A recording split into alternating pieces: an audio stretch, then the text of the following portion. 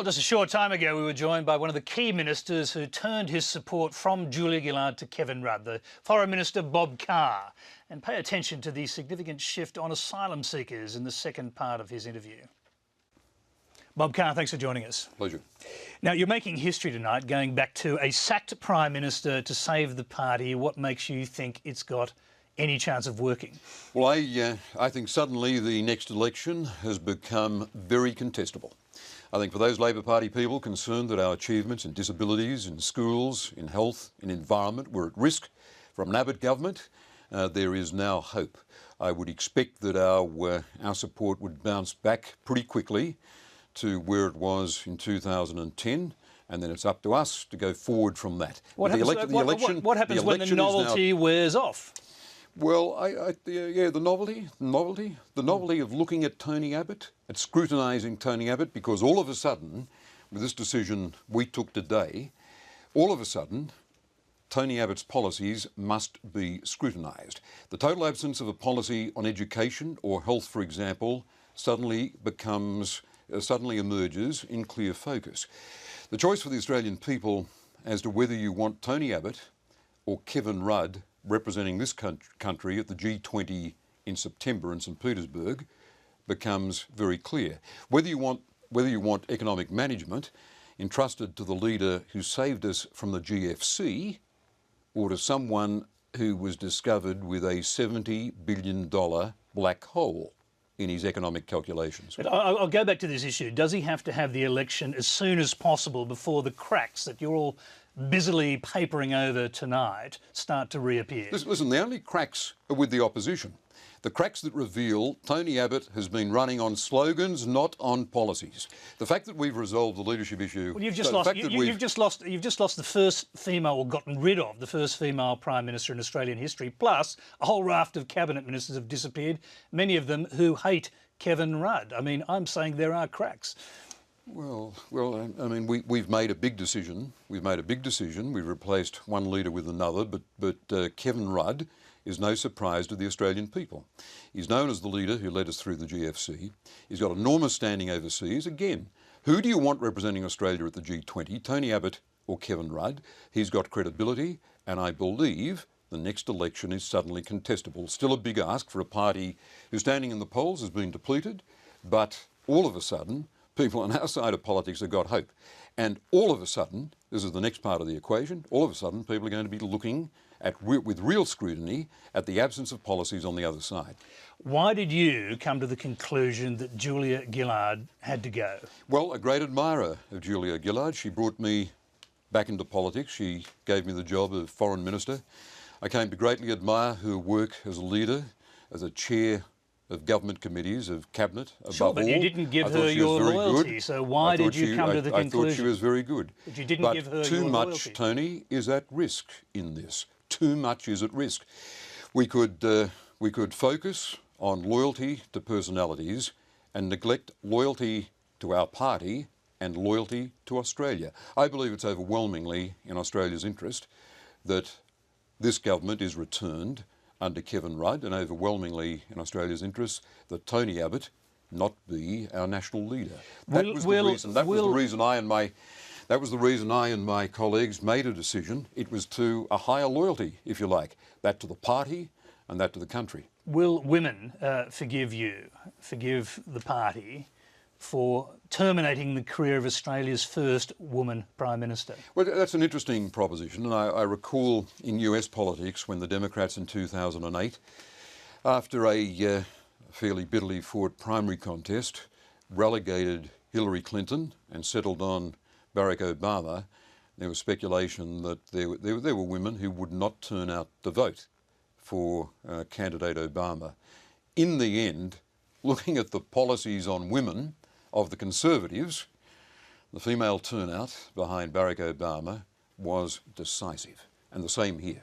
Is that what? This is all about polls. So is that what your internal polling is telling you? That Kevin Rudd still has women? Women will still vote for Kevin Rudd, even though he's destroyed the career of the first female Prime Minister. Well, I think that is the case. I think Labor will win a majority of the female vote, but I think we'll win a majority of the male vote.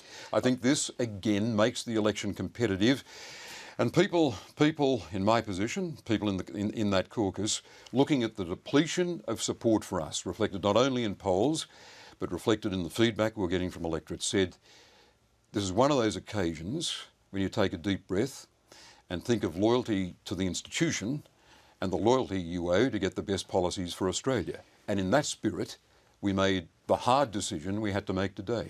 You know many of your senior colleagues who've stepped down because they say they simply can't work with Kevin Rudd. They went to state. They went. Well, that is what many of them said, and they said many worse things in the past. They said he was a dysfunctional leader. They wanted to bury him as deeply as they possibly could. They wanted to put a stake through his heart and kill him off, and now he's back. I mean, how are you going to keep those people under control? That interpretation's wrong. The very dignified comments by Wayne Swan, who'd been deputy to Julia Gillard, really make the case.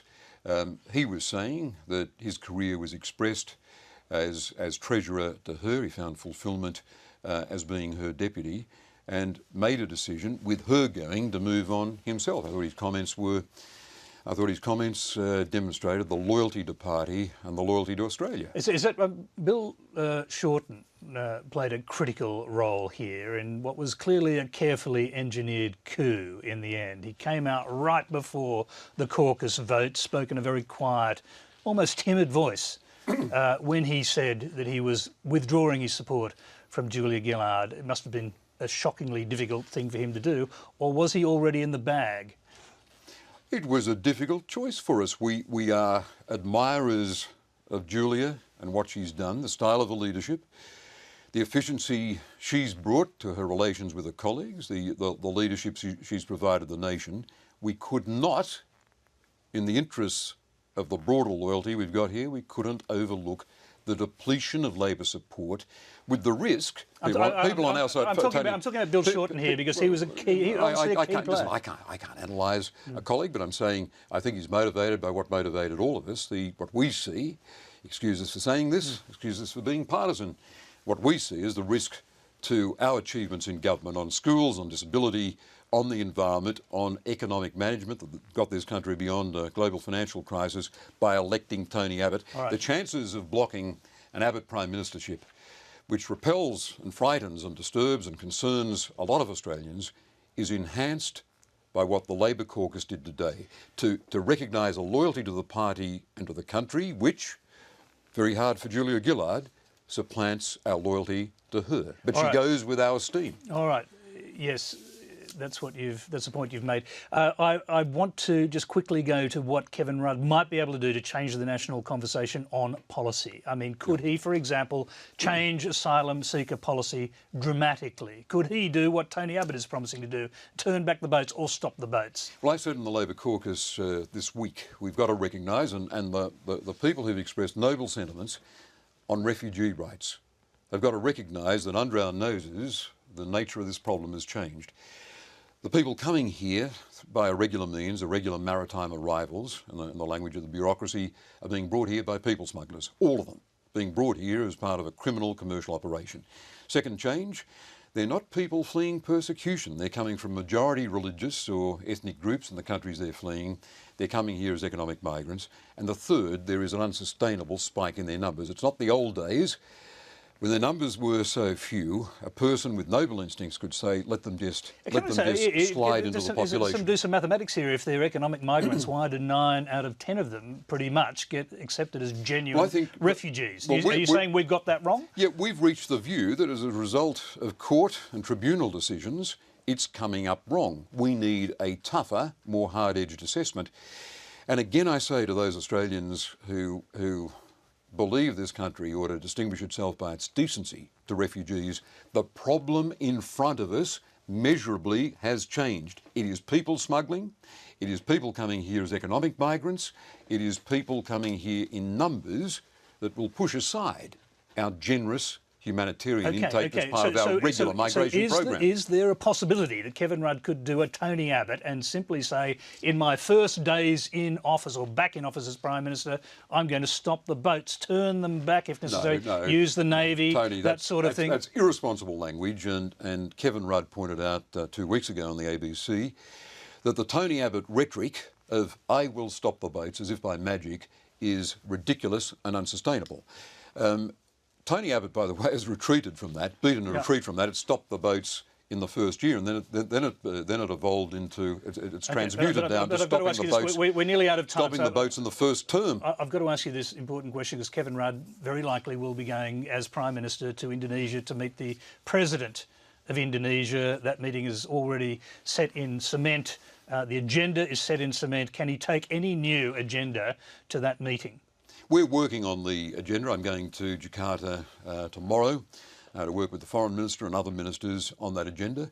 And I would hope that Kevin Rudd, notwithstanding all the burdens that have now appeared on his shoulders, will be able to fit that into his schedule. And will people smuggling be top of the agenda, since it is top of the political agenda here? Kevin Rudd, no more than I, is going to reduce our relationship with Indonesia, our most important, closest neighbour, to a one-issue concern. It's about more than that, but obviously it's going to figure big. Figure big? It will figure big, but I'm not going to say things that suggest we will boil down the relationship with this most important of our close neighbours to a single issue concern. The relationship with Indonesia. No, but it'll figure big, and no one knows what that means. It'll be on the agenda. A new policy? Will there be a new policy? No, I deprecate that talk. Working with Indonesia to obtain solutions to a common problem, that of people smuggling. Bob Carr, we're out of time. We thank you very much on what is well, you're an historian. This is an historical night. Thank you very much for being here. My pleasure.